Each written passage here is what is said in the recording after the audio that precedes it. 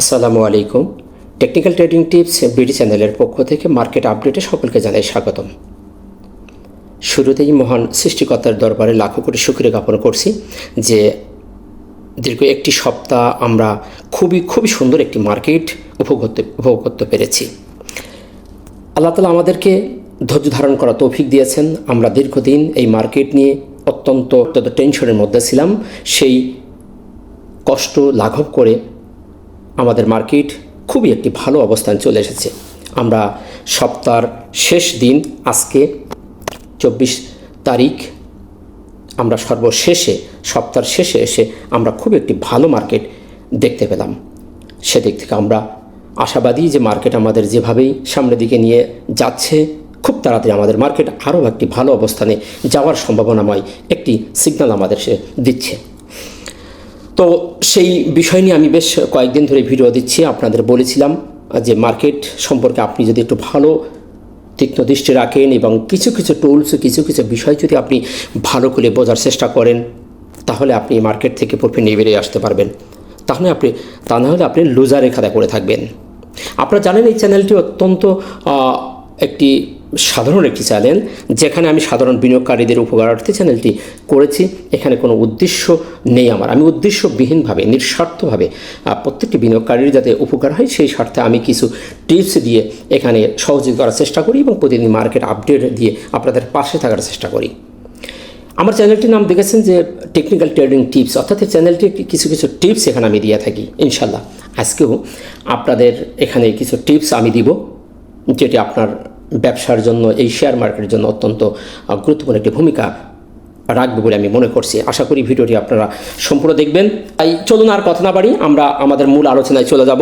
যাওয়ার আগে বলবো, আপনি যদি চ্যানেলে নতুন হয়ে থাকেন তাহলে অবশ্যই চ্যানেলটিকে সাবস্ক্রাইব করবেন এবং যদি ভালো লাগে তো লাইক, শেয়ার, কমেন্ট করে অন্যকে দেখার সুযোগ করে দেবেন।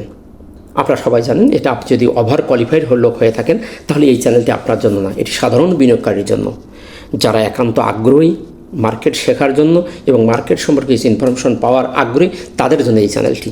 আশা করি বুঝতে পেরেছেন। চলুন কথা না বাড়ি আমরা আজকের আলোচনায় ফিরে যাই। প্রতিদিনের মতো আমরা সর্বপ্রথম দেখি মার্কেট আজকে কী নতুন পরিবর্তন ঘটছে। আমরা দিনের শেষে আমরা দেখতে পাচ্ছি 161টি শেয়ারের দাম পজিটিভ হয়েছে, 166টি শেয়ার নেগেটিভ।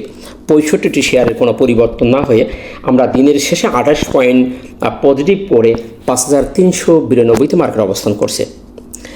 টার্নওভার 951 কোটি, যেটি গতকাল ছিল 986.5 কোটি।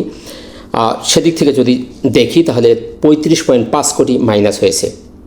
গতকাল আমরা দেখেছিলাম ভালো একটি ভলিউম ইনক্রিজ করেছে, আজকে আবার 35.5 কোটি মাইনাস হয়েছে। এখানে নিরাশ হওয়ার কিছু নেই। মার্কেটের যে ভলিউমের যে গতিবিধি, আপ ডাউন যে জায়গাটি থাকার কথা, খুবই স্ট্যান্ডার্ড এবং খুবই সন্তোষজনক একটি জায়গা আছে। আশা করি খুব তাড়াতাড়ি আমাদের মার্কেট 1000 কোটি প্লাস করার সম্ভাবনা খুবই নিকটতম দেখতে পাচ্ছি। হয়তোবা এটা রবিবারেই হয়ে যেতে পারে। আমরা চাই আমাদের মার্কেট খুব দ্রুতই 1000 কোটি প্লাস করুক। আজকেও আমরা দেখতে পেলাম সেক্টরগুলোর মধ্যে থেকে ইন্স্যুরেন্স সেক্টর, ব্যাংক গতদিনে ছিল টপে, আজকেও টপে উঠে এসেছে। সাথে আসছে ফাইন্যান্স, টেক্সটাইল এবং লাইফ ইন্স্যুরেন্স। এই সেক্টরগুলো আবার টপের সিরিয়ালে চলে এসেছে। ওভারঅলি যদি আমরা একটু জাস্টিস করার চেষ্টা করি, প্রত্যেকটি সেক্টরে কিন্তু ভালো মুভমেন্ট করতেছে। প্রত্যেকটা সেক্টরের ভালো শেয়ারগুলি আপ ডাউন করছে। হয়তো অনেকেই ভাবতেছেন যে আমার শেয়ারটি কেন উঠতেছে না। উঠবে, নিরাশ হওয়ার কিছু নেই। প্রত্যেকটা সেক্টর যেহেতু ঘুরে ফিরে আসতেছে, তাহলে আসবে আপনার সেক্টরের, আপনার শেয়ারটিও মুভমেন্টে আসবে। একটু অপেক্ষা করুন এবং আপনি একটু দৃষ্টি রাখুন, সঠিক জায়গায় সঠিকভাবে তাকে যত্ন নিন, দেখবেন আপনি প্রফিট গেইন করে বেরিয়ে আসতে পারবেন। নেক্সট আমরা যে বিষয়টি নিয়ে কথা বলি সেটা হলো আমাদের মার্কেটের মূল আলোচনা, ক্যান্ডেলস্টিক, এবং আমরা বিভিন্ন টুলস নিয়ে এখানে কথা বলি, যেটি আবার সবার জন্য উপকারে আসে, যেটা সর্বপরিচিতি। আমরা ক্যান্ডেল এবং ক্যান্ডেল অবস্থান এবং support, resistance, volume, MACD, RSI, MFI এই বিষয় নিয়ে আমরা একটু প্রতিদিন কথা বলি। যাই হোক, সেই ধারা অনুযায়ী আমরা দেখি আজকের আমাদের ক্যান্ডেলটি কী অবস্থানে আছে বা কী ক্যান্ডেল করছে। আমি একটু বড় করে দেখার চেষ্টা করি। ক্যান্ডেলটি আজকে যে দিনের শেষে যে ক্যান্ডেলটি করছে সেটি আমরা দেখতে পাচ্ছি একটি স্প্যানিং টপ, যেটাকে আমরা বেবি ক্যান্ডেল বলে থাকি, যার সিদ্ধান্ত নির্ণয় থাকে যে তার কোনো সিদ্ধান্ত নেওয়ার ক্ষমতা থাকে না। এখানে আমরা দেখতে পাচ্ছি যে তার নিচের শ্যাডোটিকে যতটুকু, ওপরের শ্যাডোটিও ঠিক ততটুকুই হয়েছে। সেদিক থেকে আমরা বলতে পারি এটি একটি স্পিনিং টপ, একটি পারফেক্ট স্পিনিং টপ আমরা দেখতে পাচ্ছি। এবং সেদিক থেকে বলবো ক্যান্ডেলটি একটি কনফিউশন ক্যান্ডেল। এখানে আমরা কোনো দিকেই বলতে পারছি না যে পজিটিভ না নেগেটিভ, এটি একটি স্থিতিশীল অবস্থায় থাকে। আপনারা সবাই জানেন এ ধরনের বেবি ক্যান্ডেল হলে কনফিউশনে থেকে যায়। সো আজকে আমরা যে ক্যান্ডেলটি দেখতে পাচ্ছি এটা একটি কনফিউশন ক্যান্ডেল বা একটি বেবি ক্যান্ডেল। এখন নেক্সট ডেতে কী হতে পারে? নেক্সট ডেতে যদি এই বেবি ক্যান্ডেলের পিছনে যদি একটি বায়ার গ্রুপ, একটি স্ট্রংলি একটি সাপোর্ট এখানে ক্রিয়েট হয়, তাহলে এই জায়গাটিকে ভেঙে বেরিয়ে যাবে। এখানে পরবর্তী দিনে যে গ্রুপটাই ইনভলভ বেশি করবে তারাই সেদিন জয়ী হবে। এই ক্যান্ডেলটি সে ধরনের একটি সিগন্যাল প্রদান করে। সুতরাং এখানে একটি কনফার্মেশন ক্যান্ডেল আমাদের পেতে হবে, তার আগে আমরা বলতে পারবো না যে মার্কেট কোন দিকে যাচ্ছে। এবং অবস্থানটা যদি দেখি, অবস্থানটা আমাদের এটাও আমাদের একটি কনফিউশন বলবো না, এটি আমরা বলবো যে এই জায়গাটি আমাদের জন্য একটু দুর্বল জায়গা। আমি গতদিন বলেছিলাম যে আমাদের রেজিস্ট্যান্স লেভেলের খুবই সন্নিকটে মার্কেট এসে দাঁড়িয়েছে। গতদিন আমরা দেখেছিলাম যে মার্কেট ওই লেভেলে এসেই দাঁড়িয়ে গেছে। আমরা আজকেও সেই জায়গাটি দেখতে পাচ্ছি, সেই জায়গাটিকে ভেঙে বের হতে পারছে না। এটি একটি অত্যন্ত ইম্পর্টেন্ট একটি রেজিস্ট্যান্স জোন আমি বলবো। সো সেই দিক থেকে বলবো ক্যান্ডেলটি একটি কনফিউশন এবং অবস্থানটি একটু দুর্বল। এই জায়গাটি আমরা প্রত্যেকটি জায়গায় এই জায়গাগুলোতেই আমরা দেখি প্রফিট টেক হয়। আমি গতদিন অ্যানালাইসিসে বলেছিলাম যে মার্কেটে যে অবস্থান দেখতে পাচ্ছি আজকে প্রফিট টেক হওয়ার একটি সম্ভাবনাময় সুযোগ আছে। আপনারা দিন শেষে দেখেছেন যে মার্কেট 28 পয়েন্ট প্লাস করছে, কিন্তু দিনের কোনো এক সময় কিন্তু মার্কেট নেমে গেছিল, যেখানে প্রফিট টেকের একটি সম্ভাবনা ছিল সেই কাজটাই এখানে প্রফিট টেক হয়েছে। কিন্তু দিনের শেষে সেটি রিকভারি করে আমাদের সেই রেজিস্ট্যান্স লেভেলে মার্কেট থেমে গেছে। টেকনিক্যাল অ্যানালাইসিসের যে কৌশল, সেই জায়গাটি আমরা এখন পরিবর্তন করব। এখন থেকে আর আপনারা এই জায়গাগুলোকে বলবেন না যে কারেকশন, আমরা এখন আর কারেকশন বলবো না, এই জায়গাগুলোকে বলবো প্রফিট টেকিং। আমরা এই রেজিস্ট্যান্স লেভেলগুলোতে যেয়ে আমরা দেখতে পাচ্ছি মার্কেট একটি সুন্দর ওয়েতে যাচ্ছে, ঠিক রেজিস্ট্যান্সের জায়গায় এসে এসে কিছু প্রফিট টেক হচ্ছে। যদি আমরা এই জায়গাগুলোকে একটু দেখার চেষ্টা করি, হয়তো বলবেন যে কেমনভাবে হয়, কি হচ্ছিল, এটা কি সত্য না মিথ্যা। দেখেন আমি আপনাদের দেখাই ঠিক রেজিস্ট্যান্স লেভেলে কেন প্রফিট টেকের কথা বললাম, এই জায়গাগুলোকে প্রফিট টেক হচ্ছে কিনা, আদৌ থেকে আমি কথাটা ভুল বললাম কিনা একটু আমরা দেখার চেষ্টা করি। অবশ্য স্ক্রিনটা একটু ছোটো করে দেখানোর চেষ্টা করছি। আমরা এইখান থেকে যদি দিকে আসার চেষ্টা করি তাহলে আমরা এইখানে রেখে দিলাম, ব্যাস। আমরা সবাই জানি ফিবোনাচি দিয়ে কিভাবে এই জায়গাগুলোকে বাহির করতে হয়। আপনারা যারা জানেন না তারা একটু জেনে নেবেন। আর এই জায়গাগুলোকে দিয়ে এটি একটি ক্যালকুলেশন, খুবই গাণিতিক ক্যালকুলেশন, খুবই পারফেক্টলি এটা কাজ করে। সেটি দেখেন, আমরা যদি দেখার চেষ্টা করি, দেখেন এই জায়গাগুলো আমরা দেখতে পাচ্ছি 5407.9 এই জায়গাটি রেজিস্ট্যান্স ছিল। তারপর 5215 এখানে একটি রেজিস্ট্যান্স লেভেল ছিল। তারপর আমরা এখানে দেখতে পাচ্ছি যে 4976 এখানে একটি রেজিস্ট্যান্স ছিল। আমরা এই যে জায়গাগুলো হাইলাইট হয়েছে, এই প্রত্যেকটি জায়গায় দেখেন প্রফিট টেক হয়েছে। এই জায়গাগুলোকে যদি আমরা একটু দেখার চেষ্টা করি, আমরা একটু মার্কিং করি, দেখেন এই জায়গাটি একটু প্রফিট টেক হয়েছিল, এখানে আমরা প্রফিট টেক হতে দেখেছি। তারপর আমরা এই রেজিস্ট্যান্সের এইখানে এসে আমরা একটি প্রফিট টেক হতে দেখেছি। এই দুই জায়গায় আমরা প্রফিট টেক হতে দেখেছি। এবং নেক্সট আমরা যদি দেখি, আমাদের এটাও একটি রেজিস্ট্যান্স লেভেল, ঠিক সেখানেও আজকে আমরা প্রফিট টেক হতে দেখলাম। তবে এই জায়গাগুলোকে আমরা এই জন্য বলছি যে আমরা এখান থেকে আর এই জায়গাগুলোকে আমরা বলবো না কারেকশন লেভেল, কারেকশনে যাচ্ছে মার্কেট, কারেকশন যাবে, মার্কেট কারেকশন। এই কথাটি শুনলে আসলে আমাদের গায়ের ভিতরে একটা ঝাঁকি দেয়, মনের ভিতরে একটা আচমকা একটা কম্পন সৃষ্টি হয়। মার্কেট আমাদের খুবই একটু ভালো অবস্থান যাচ্ছে, তাই আমরা এই ধরনের অর্ডার ইউজ না করে আমরা একটু অর্ডারটাকে চেঞ্জ করে ইউজ করব। সেটা আমরা এখন বলবো যে প্রফিট টেকিং। আমরা ততক্ষণ পর্যন্ত এই জায়গাটিকে কারেকশন বলবো না যতক্ষণ পর্যন্ত এখানে কনফার্মেশন 2-3টা নেগেটিভ কোনো ক্যান্ডেল, নেগেটিভ কোনো সিগন্যাল দিচ্ছে। যেটা আমি বোঝাতে চাচ্ছি, এই ধরনের জায়গা থেকে যখন পরপর 2 দিন বা 3 দিন নেগেটিভ কোনো ক্যান্ডেল হয়ে নিচের দিকে মার্কেট ক্রমান্বয়ে ধাবিত হবে, 2-3 দিন নেগেটিভ যদি সিগন্যাল দেয়, তাহলে আমরা বলতে পারি যে মার্কেট আমাদের কারেকশনে যাচ্ছে। নিচের কোনো সাপোর্ট থেকে সে কারেকশন শেষ করে আবার ইউটার্ন নেবে। তার আগ পর্যন্ত আমরা এই ছোটোখাটো 2-1 দিনের কারেকশনকে আমরা এটা আর কারেকশন বলবো না, আমরা প্রফিট টেকিং বলবো। যেমন আমরা এখানেও দেখতে পারি, এখানেও হয়তো যদি দেখেন আপনারা এই জায়গাটিও আমাদের কিন্তু এই জায়গাটিও আমাদের দেখাচ্ছে, এখানেও আমরা এটাকে বলতে পারি না যেটা আমাদের কারেকশন, এটাও আমরা একটা প্রফিট টেকিংয়ের একটা জায়গা দেখছি। ছোটো ছোটো কয়েকটি বেবি ক্যান্ডেল দিয়ে প্রফিট টেকিং করে মার্কেট আবার উঠে গেছে। সো এই জায়গাগুলোকে আমরা মার্কিং করব এবং সতর্ক অবলম্বন করব যে আমাদের এই রেজিস্ট্যান্স লেভেলে এসে প্রফিট টেকিং হয়ে থাকে, তারপরে মার্কেট আবার একটি বুম বুম টান মেরে সামনের দিকে যাচ্ছে। সো এই ধারাবাহিকতা যদি বজায় থাকে, ইনশাল্লাহ আমরা আগামী রবিবারও এই বাধা ভেঙে আমরা বেরিয়ে যাব ইনশাল্লাহ, তাতে কোনো সন্দেহ নাই। সে ধরনের সিমটম আমরা মার্কেটে দেখতে পাচ্ছি। আশা করি বিষয়টি আপনারা বুঝতে পেরেছেন। নেক্সট আমরা এই জায়গাটিকে যদি একটু টাইম ফ্রেমে দেখার চেষ্টা করি, আমি নেক্সট পর্বে যাচ্ছি, আমরা টাইম ফ্রেমে একটু দেখার চেষ্টা করি, সেটিও আমরা প্রথমে একটু উইকলি দেখার চেষ্টা করি। আমাদের পুরো সপ্তাহের যে স্টোরি সেটা যদি আমরা দেখার চেষ্টা করি, দেখছি আমরা বেশ কিছুদিন যাবত আমরা 7টা সপ্তাহ আমরা একটানা পজিটিভ হয়েছি। খুবই সুন্দর, খুবই সুন্দর। আমরা প্রায় 7 সপ্তাহ যদি বলি, এখান থেকে শুরু করে আমরা দেখছি 7 সপ্তাহ আমরা একটানা নেগেটিভ হয়েছি। একটানা নেগেটিভ হওয়ার পরে 8 সপ্তাহ নেগেটিভ হওয়ার পরে আমরা কন্টিনিউ, এখন থেকে আমরা 7 সপ্তাহ আমরা একটানা আবার পজিটিভ হয়েছি, হয়ে আমরা একটা ইম্পর্টেন্ট রেজিস্ট্যান্স লেভেলে আমরা দাঁড়িয়ে গেছি। যদি আমরা উইকলি যে চার্ট, সেই চার্টে আমরা দেখি, তাহলে আমরা এখনও দেখতে পাচ্ছি যে আমাদের 5407.8 আমি বলেছি রেজিস্ট্যান্স 5408 থেকে 11 একজ্যাক্টলি সেই জায়গাটাই দেখেন আমরা উইকলিতেও দেখতে পাচ্ছি। সো আমরা এই জায়গাগুলো সতর্ক থাকতে পারি যে আমাদের প্রত্যেকটি সপ্তাহ এরকম রেজিস্ট্যান্স লেভেলে একটু প্রফিট টেকিং হচ্ছে। ইনশাল্লাহ আমরা আগামী সপ্তাহ হয়তো এই বাধাটিকে যদি ভেঙে বেরোতে পারি, তাহলে আমরা হয়তো বা আমরা 5600 দিকে আমরা যাত্রা শুরু করব। এখন আমরা যদি আরেকটু এইটাকে যদি আমরা 1 আওয়ার টাইম ফ্রেমে দেখার চেষ্টা করি, আমরা ছোট টাইম ফ্রেমে দেখি যে আমাদের মার্কেট এখন কোন অবস্থায় দাঁড়িয়ে আছে। আমরা এখনও দেখতে পাচ্ছি 1 আওয়ার টাইম ফ্রেমেও আমরা 5টি ক্যান্ডেল আমরা ওই লেভেলেই, আমরা যে রেজিস্ট্যান্স লেভেলটিকে দেখেছিলাম সেই রেজিস্ট্যান্স লেভেলেই আমাদের মার্কেট থেমে গেছে। সেই গুরুত্বপূর্ণ রেজিস্ট্যান্সে বাধা পেয়ে আমাদের মার্কেট লাস্টে এসে 5392 থেকে 92 ক্লোজ করছে এবং শেষেও ছোটো একটি বেবি ক্যান্ডেল দিয়ে দিন শেষ করেছে।